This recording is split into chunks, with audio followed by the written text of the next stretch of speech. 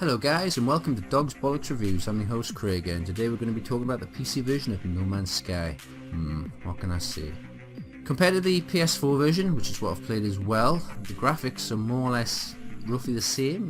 It's just slightly better, but that's not the biggest issue with the game. The game itself plays like a games console really. The control system is quite sluggish. It needs to be tweaked a hell of a lot. You have the issues with the control system in regards to you can't crash into the planet. Every time you reach a certain height of the ground, you're automatically either pushed back up or pushed to the sides, which is a bit of a pain in the arse really. I've had a few times when I've launched into my ship where I've ended up literally being bounced into the atmosphere and into space, which is kind of fun, which is on one of my playthrough videos I think. My other issues I've got with the game is the fact that the graphics setting and the hitching. Hitching is basically where the frame rates tank ever so slightly. You could be flying along and you could get a slight tank effect or a slight stutter. They normally mainly happen when I'm scanning things, when I'm getting in and out of my craft, when I'm going into the atmosphere from space or vice versa. There's a few issues there.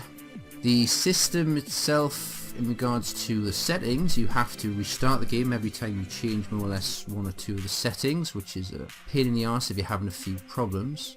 Hitching and dithering. The hitching, as I said before, is a bit like tanking, but you seem to just straightforward get a very slight stutter, which is a pain in the arse considering I'm running a machine that can play Warhammer Total War in max settings between 50 and 60 frames without any issues at all. And the dithering is a form of technology. It's like a pop-in system where instead of things fading in, they will dissolve in or out if I get too fast when I'm flying along the surface of certain planets. Now the dithering is a form of like pop-in effect. Instead of a fading in and out, if you fly towards the surface of a planet, more often than not, and fly along it, you get this grainy, hazy effect between your cockpit controls and your canopy view, which seems to happen a lot. It's kind of not really nice. I have seen graphical glitches in regards to the terrain, where there's big square blocks of just colour flatness difference. There's nothing really blending in there. But other than that, the game's not too bad. I have been enjoying the game considering all the little glitches. There is a way of possibly helping you out. Obviously being on a PC version there's many different varieties, so what may work for you may not work for another. You can check online right now. The one is to set all of your graphics to low, hit apply, restart the game, go back in, set them all up to high, hit apply, restart the game, and sometimes that does actually work. I could go into the INI files, which is something I need to do and start tweaking. I suppose I could do over the next couple of days, so it is something to look into.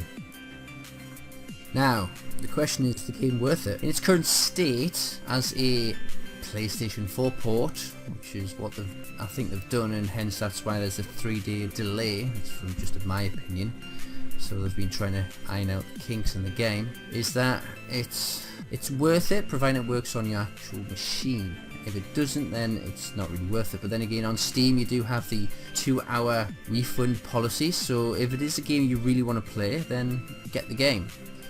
Bear in mind you could have issues with the game, and if you do, just refund it straight away. The pop-ins issues is pretty much what you get in Minecraft, I suppose. If you were to travel too fast in one direction, you get the frame rate drops and so forth like that. So in my opinion, at this current state, for me, because I didn't have too many issues, the game was worth it, so I do give it a Dogs Bollocks review of 7.5, but be wary, try the game out. If you don't like it, don't keep it basically. Well, that's my review. I'm Krieger. Thank you for listening and watching Dogs Bollocks Reviews.